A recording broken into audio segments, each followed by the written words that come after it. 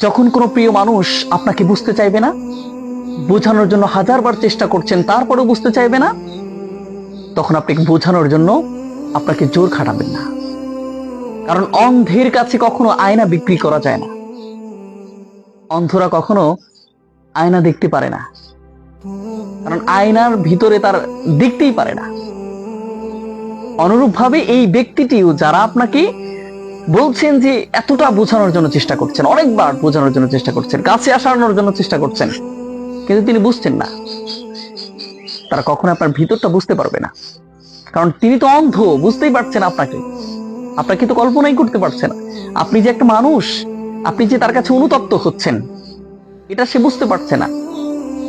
তাহলে কিসের দরকার আছে তাকে বোঝানোর? লাইফটা তখনই সুন্দর যখন আপনাকে প্রিয় মানুষগুলো আপনার কাছ থেকে দূর দূর হয়ে চলে যাবে, আপনি বোঝানোর জন্য চেষ্টা করবেন, বিনা কারণে দোষী করে আপনাকে চলে যাবে। বোঝানোর জন্য চেষ্টা করছেন কিন্তু বুঝছে না। এই যে বুঝছে না,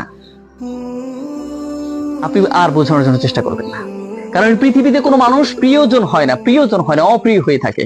শুধু স্বার্থের কারণেই প্রিয়জন হয়। আপনি না হয় একাই থাকলেন, আর একা থাকাটা সবচেয়ে শ্রেয়।